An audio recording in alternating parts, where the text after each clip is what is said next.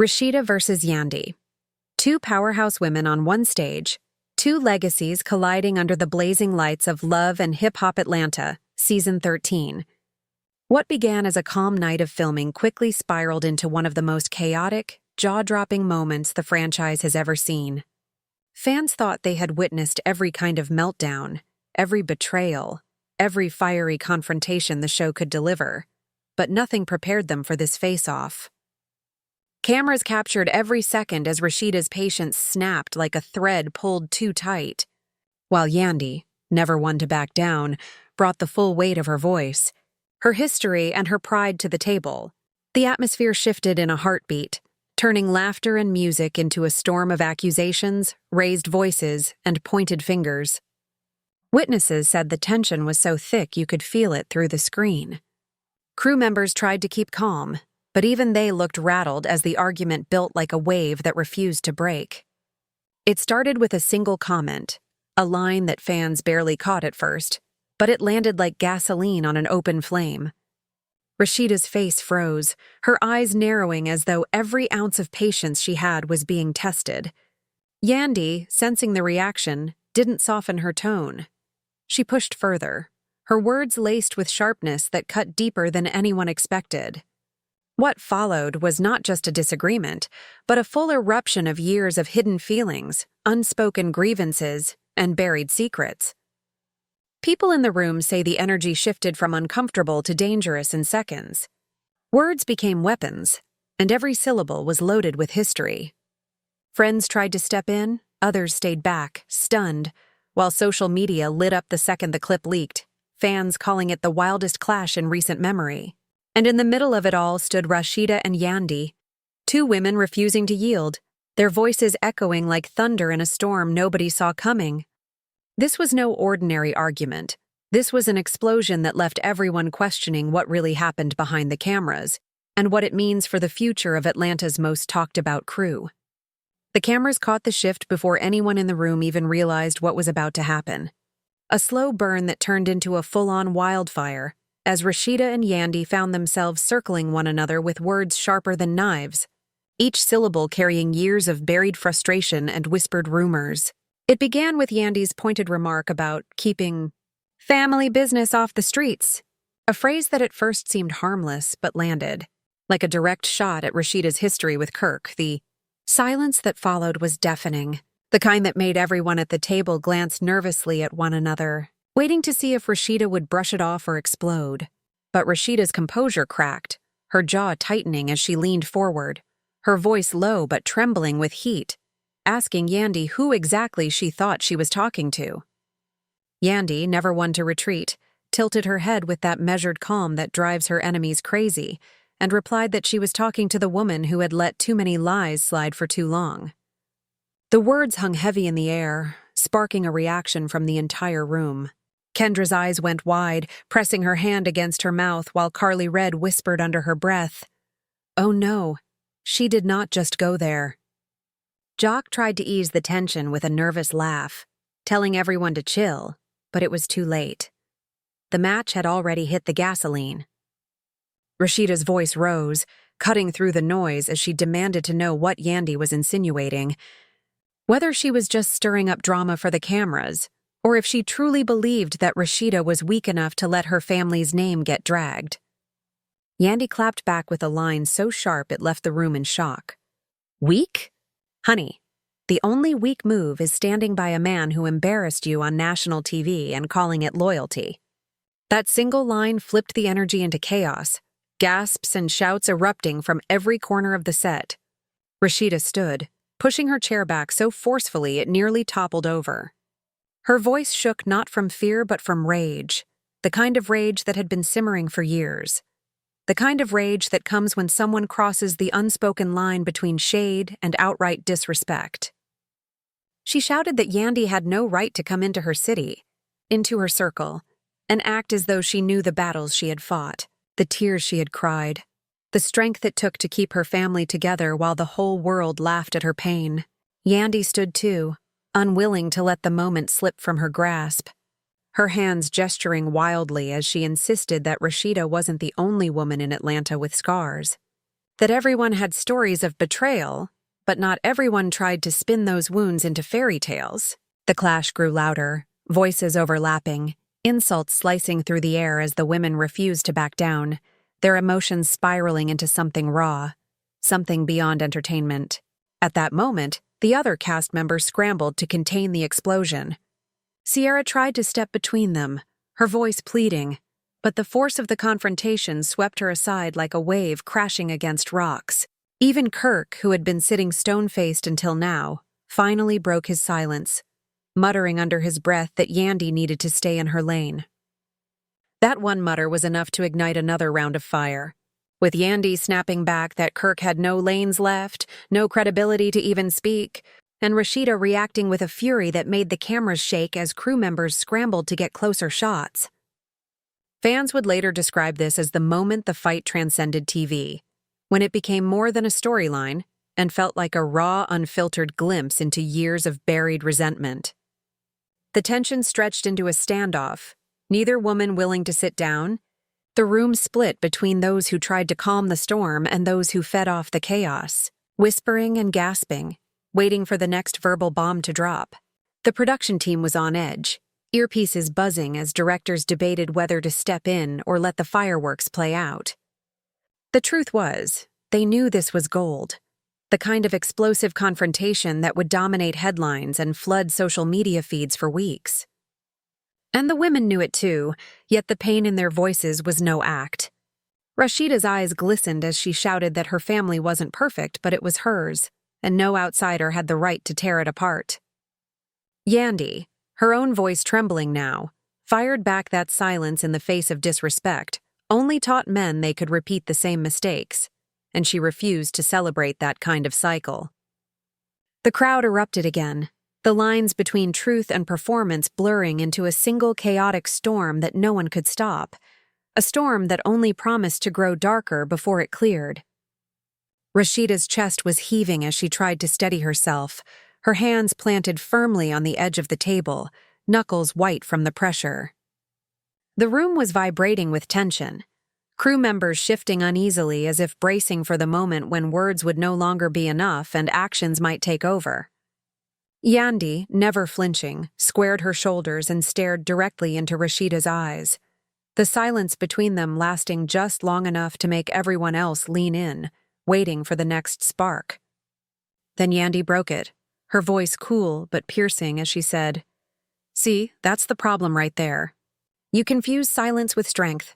You confuse suffering in private with loyalty. But really, all you're doing is teaching your sons and daughters that pain is love." The room went dead quiet for a heartbeat before Rasheeda let out a laugh that wasn't laughter at all. It was bitter, broken, the kind of sound that revealed how deep the words had cut. "That's rich, Yandy," Rasheeda snapped, her voice cracking as her emotions surged forward. "You sitting here, acting like you've had it so perfect, like you never put up with nothing for the sake of your family. Don't talk to me about loyalty until you've lived a day in my shoes." Yandy's face tightened, her eyes flashing with a mix of fury and pain. She shot back, louder this time, "I know loyalty, but I also know self-respect. And I will never let a man or anyone strip me of that." The words landed heavy, the women's voices rising in a clash that seemed to echo off every wall of the set. Carly Red, sitting at the edge, fanned herself dramatically as she muttered, "Oh, this is about to get real messy." Jock, still trying to keep things light, chimed in with a nervous joke about calling security, but his words went unheard as the women's argument surged past the point of no return. Sierra, desperate, tried again to intervene, stepping closer and urging them to calm down, but Rasheeda threw her hand up, silencing her. Don't tell me to calm down," she said through gritted teeth, her voice trembling with emotion. "You don't know what it's like to have your entire life picked apart, your marriage mocked, your love treated like it's a joke." Her voice cracked on the last word, and for a moment the anger gave way to something rawer, something almost vulnerable. But Yandy wasn't moved, at least not on the surface. She leaned forward, her hands flat on the table now, matching Rasheeda's stance, her tone sharp but controlled. "You're right. I don't know your exact pain, But I do know what it's like to carry weight you never asked for, to stand in the spotlight while people dissect your every move. The difference is, I won't let anyone use my pain as a storyline. That line hit hard. Gasps filling the room as fans later dissected every syllable on Twitter. Was Yandy accusing Rasheeda of exploiting her own trauma for fame? That was the question buzzing in everyone's ears as Rasheeda's face twisted, her eyes narrowing in disbelief. You think this is about fame? Rasheeda roared, her voice breaking through the air like thunder. This is my life. My children, my husband, my family. You think I asked for this? You think I wanted to cry in front of millions of people? You don't know me, Yandy. You don't know the nights I stayed up wondering if I could even get out of bed the next day. Her voice shook, and for the first time, Yandy's expression faltered, a flicker of empathy breaking through her defiance. But just as quickly, she shut it down, shaking her head as she muttered, "Then stop pretending it's strength when it's just survival." The words landed like a slap, and Rasheeda's entire body stiffened. Kirk shifted uneasily in his seat, mumbling again under his breath, and this time Rasheeda spun on him, pointing her finger, her rage spilling over. "And you! Don't you dare sit there and act like you're innocent! Don't you dare act like you didn't put me in this position, that you didn't drag my name through the mud while I stood by you?" The room gasped, all eyes snapping to Kirk, who looked like a man caught in headlights, his mouth opening and closing with no words coming out. Yandy seized the moment, her voice cutting through like a blade. "Exactly. That's what I'm talking about. You stand by him while he sits silent, and then you want to come for me when I call it out? Now, Rasheeda. Not tonight." The intensity was unbearable, the cameras capturing every tear threatening to spill from Rasheeda's eyes, every ounce of fire blazing in Yandy's. Fans would later describe this scene as the breaking point. The moment the argument became more than just shade, it became a battlefield of philosophies, of pain, of survival versus self-worth. And as the shouting grew louder, the alliances in the room became clearer. Some nodding in agreement with Yandy's tough stance, others pulling closer to Rasheeda's raw emotion, everyone bracing for the next eruption that seemed inevitable. The shouting was so loud now that even the mics struggled to keep up, each word tumbling over the other like thunderclaps in a storm. Rasheeda's voice cracked, not with weakness, but with the weight of years of unspoken fury finally finding release. "You don't get it, Yandy! You don't know what it's like to fight for something everyone else told you to throw away. To look in your kids' eyes and decide to hold your family together, even when you're breaking inside." Her hands trembled as she spoke, her body vibrating with emotion, and for a moment the room went still, the raw honesty cutting deeper than any insult. But Yandy wasn't backing down. She leaned forward, her own voice trembling now, layered with passion and conviction. "And you don't know what it's like to watch women like you teach the next generation that being broken is normal? That betrayal is love. That silence is loyalty. I won't let you sit here and glamorize your pain as power." Gasps shot through the room. Carly dropped her drink, liquid spilling across the table, but no one even moved to clean it up. Jock shook his head, his hand pressed to his forehead like he couldn't believe what he was hearing. Kendra whispered under her breath, "This is going to tear everything apart." Kirk, who had been stone still, finally stood, his chair screeching against the floor, his face pale with unease. "Enough," he muttered, his voice low but firm. "This ain't the time, this ain't the place." But his words were drowned out as Rasheeda spun on him, her anger redirected in a flash. "Oh, now you want to speak? Now after all this, you find your voice?" Her words hit him like blows, and the room collectively held its breath, sensing the shift. Yandy folded her arms, watching with a mix of triumph and bitterness as Kirk stammered. "Rasheeda, he began, but she cut him off. Don't you dare try to save face in front of these cameras.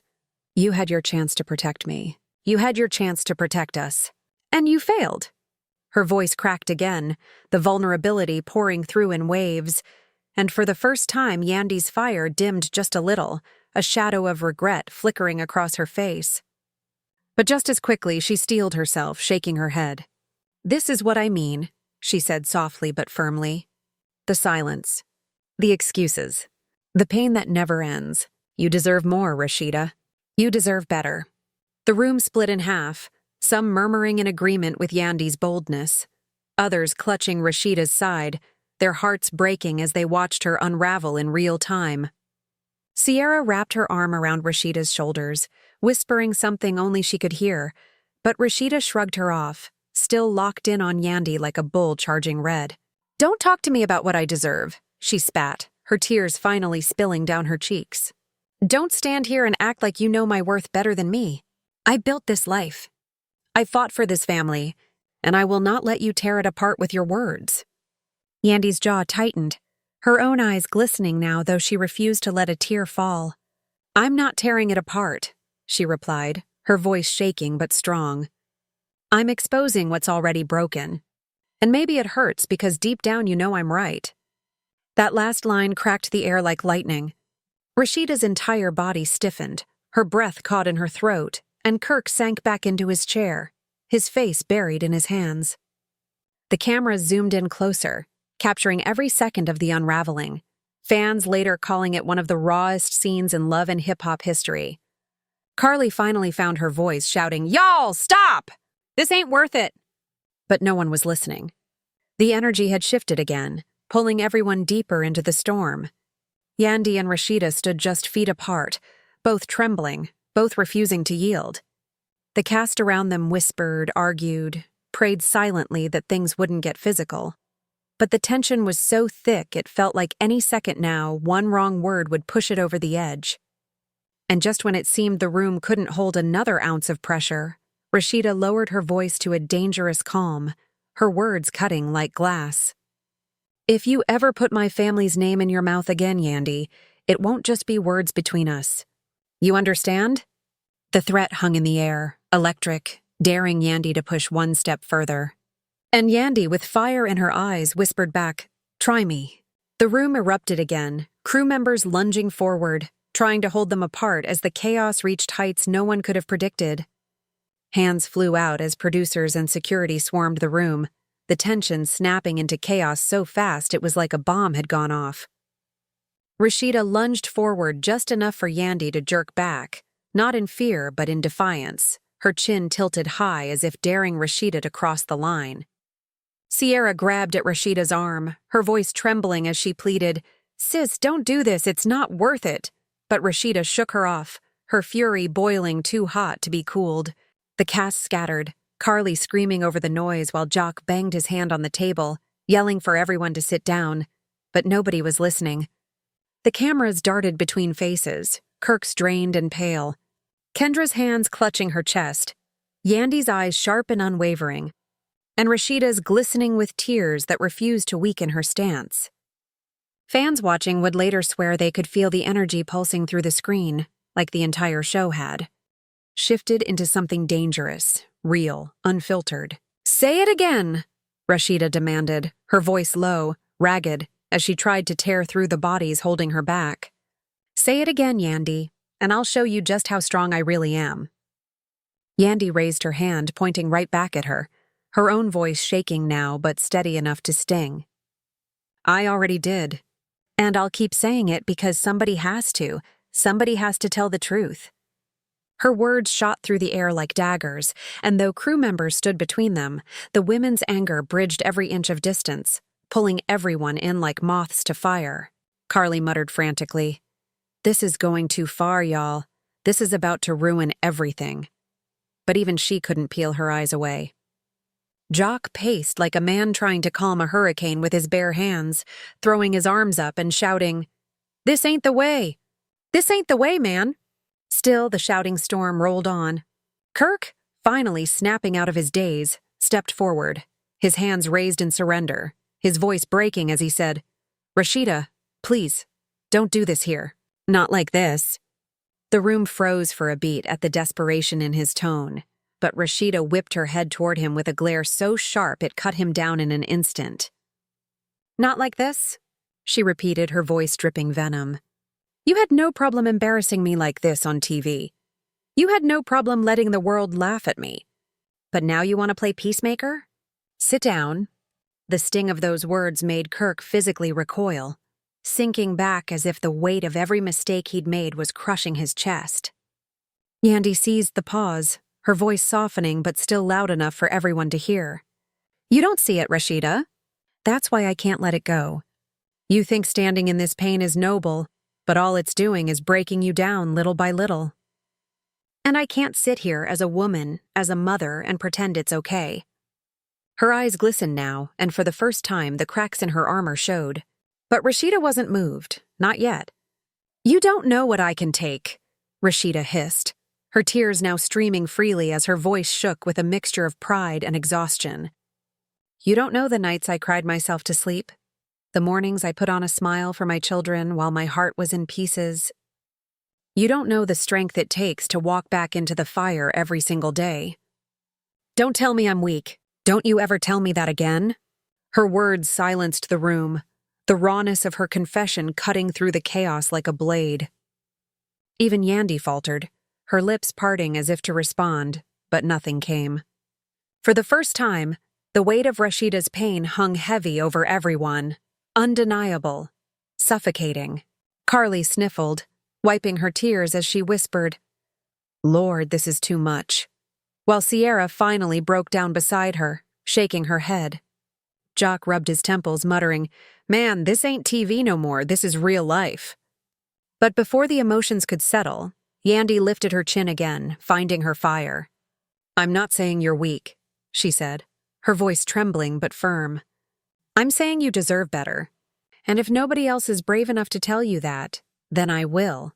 Even if it costs me this friendship, even if it makes you hate me forever." The silence that followed was deafening. Rasheeda stared at her, chest heaving, eyes red, her body trembling as if every nerve inside her was screaming. The cast held their breath, unsure if she'd crumble into tears or lunge into another round of fury. And then slowly, Rasheeda shook her head, her voice breaking into something small but searing. "You don't get to decide what's better for me. I do." Her words shattered the air, leaving everyone stunned, as the battle lines between pain and pride, truth and loyalty, were drawn deeper than ever. The storm wasn't over. It had only just found its eye, calm for a second before it spun into something even more explosive.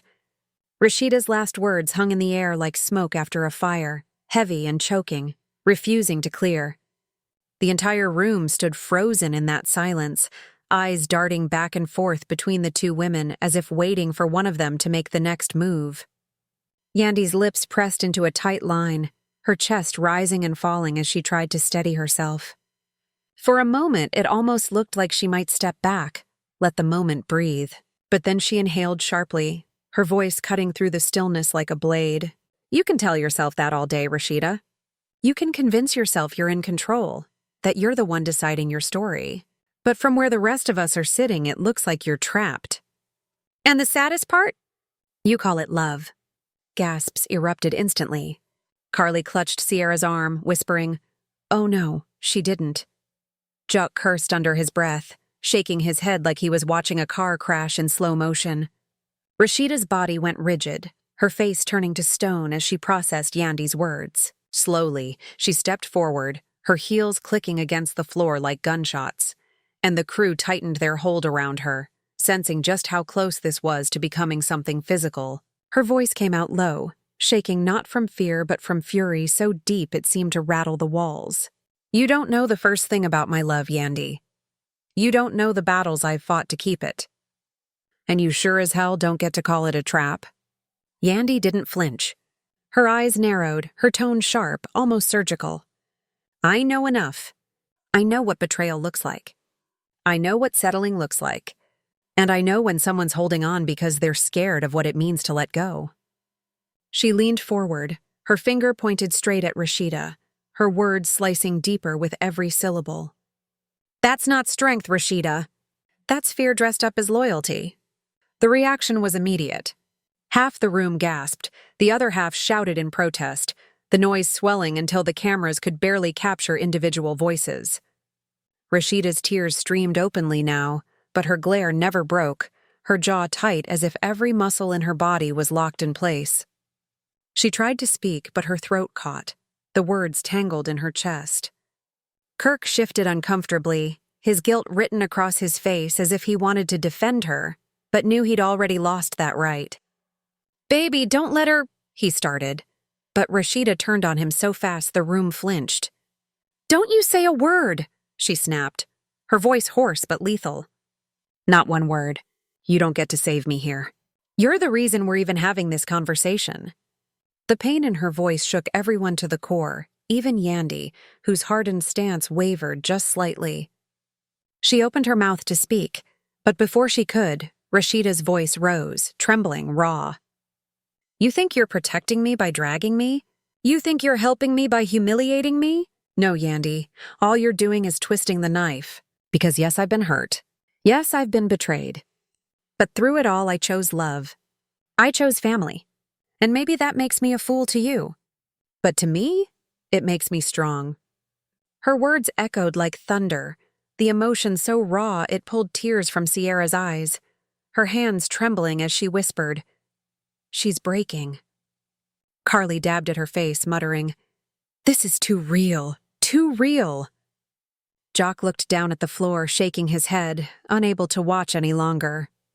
Even the crew seemed shaken, their cameras lowering for just a beat as if they couldn't bear to capture the collapse of someone who had always carried herself like steel. But Yandy, gathering herself, refused to retreat. Her voice wavered, but she pushed through, her own tears threatening to fall. Strong?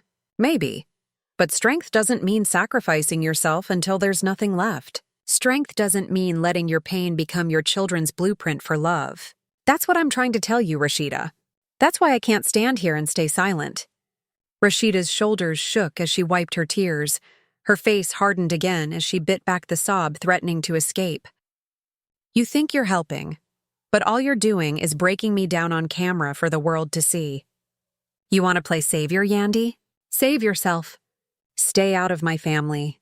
Her words rang with finality, sharp as glass, her eyes blazing despite the tears. The room erupted again, voices overlapping, hands pulling at both women as if to drag them away before the situation spiraled beyond repair. But the damage was already done. The lines had been drawn, the wounds ripped open, and no one, not Kirk, not Sierra, not Carly, not Jock, could stitch them back together in that moment. The storm wasn't subsiding. If anything, it was building into something even bigger, promising twists that no one in that room, or the millions who would later watch, could have seen coming. In those final days of tension, when every whisper carried the weight of war, the world held its breath, waiting to see if two nuclear powers would collide and drag millions into fire and ruin. The air was heavy with fear. Mothers prayed for their sons, soldiers braced at borders, and yet behind closed doors there was a struggle far more delicate than armies lining up with weapons. It was a battle of patience, of ego, of words sharp enough to wound but soft enough to bend. Trump became the strange figure at the center of it all, a man unpredictable to allies and adversaries alike, and yet somehow that unpredictability turned into strength. He listened when others shouted, he measured when others rushed, and he placed his hand not on the trigger, but on the fragile thread of peace that could break with the slightest pull. Leaders from both sides, bound by pride and history, tested his resolve, wondering if he would tilt one way or the other. But he refused to let the balance tip. He reminded them that war was not glory but ashes, not honor but funerals, not power but destruction too wide to control. His words traveled not just across conference rooms, but into the hearts of those who had lost brothers in earlier conflicts, into the minds of those who knew the cost of fire once lit. And so the noise of escalation began to dim, step by step, as if the world itself grew weary of marching toward its own grave. India paused, Pakistan stood firm, and America's voice pressed both to step back from the edge. No one will ever know the full story of how many nights were spent, how many threats veiled in smiles, how many promises folded into silence. But what is known is this: the war did not come. The missiles remained in silos, the planes on runways, the tanks still under canvas. Trump stood there not as savior carved in stone, but as a man who simply refused to let the future drown in blood. His insistence on dialogue, his refusal to be cornered by pressure, his bluntness that cut through diplomatic fog, all worked in ways unseen by the public eye. In the villages where people had packed their belongings in fear of bombardment, life slowly returned to its rhythm. Children walked to school again, markets reopened, families broke bread without glancing at the sky for fire. That is where his impact lives, not in speeches or headlines, but in those quiet homes that survived. It was a reminder that sometimes leadership is not about raising flags, but about lowering voices, not about proving dominance, but about preserving life. And though critics would twist it, though rivals would deny it, those who were closest to the fire knew that he played the part history demanded of him, steadying trembling hands and guiding proud hearts away from the abyss.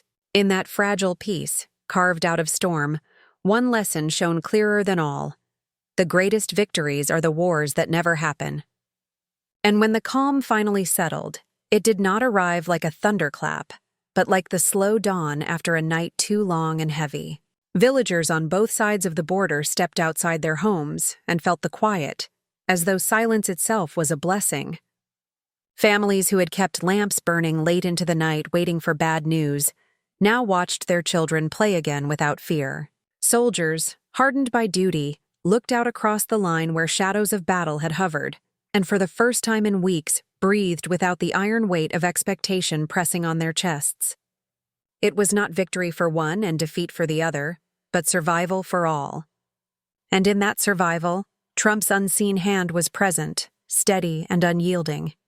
He did not deliver poetry or promises. He did not polish words to please the world.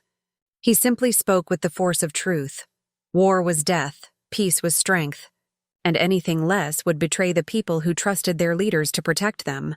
Behind doors where leaders sat with clenched jaws, he reminded them that history never forgets those who ignite flames, but rarely remembers those who prevent them. Yet the truest legacy lies in lives preserved, in children who sleep without the sound of sirens, in borders that do not bleed. His bluntness was mocked, his methods doubted, but the outcome could not be denied. He had reached into the storm and stilled it before it consumed everything. And in the stillness that followed, when markets buzzed once more and laughter returned to courtyards, there lingered a question that echoed beyond South Asia. What does true power look like?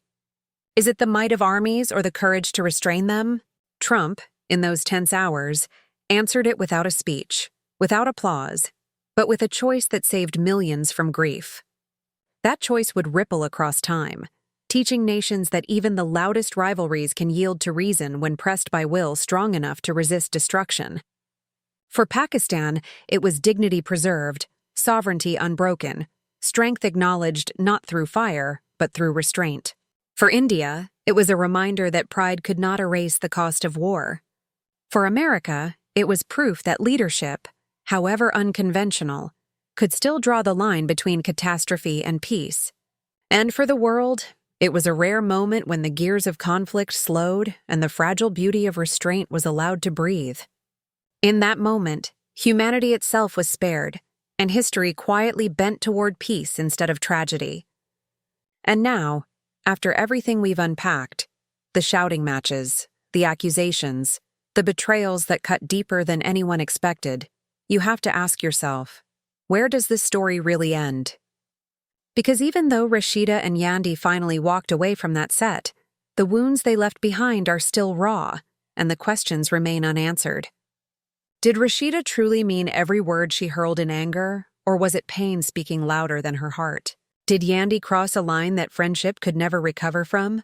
Or was she simply caught in a storm bigger than her? And what about the rest of the cast, the family members, and the fans who've been left divided, torn between loyalty and shock? Can they ever look at either woman the same way again? The cameras may have stopped rolling, but the echoes of this explosive clash continue to ripple, sparking conversations everywhere from Atlanta streets to living room couches around the world. And that's where you come in. I want to hear from you. Whose side are you on in this wild confrontation? Do you believe Rasheeda was justified in letting her fury out? Or do you think Yandy was unfairly cornered in a fight she didn't ask for? Drop your thoughts in the comments right now because your voice matters in this story just as much as theirs. And if you've been gripped by the twists, the tears, and the sheer intensity of this showdown, make sure you hit that like button, subscribe to the channel, and ring the bell so you never miss the next chapter of this roller coaster saga. Trust me, if you thought this argument was explosive, the storm still isn't over. There's more drama waiting right around the corner and you won't want to blink when it hits.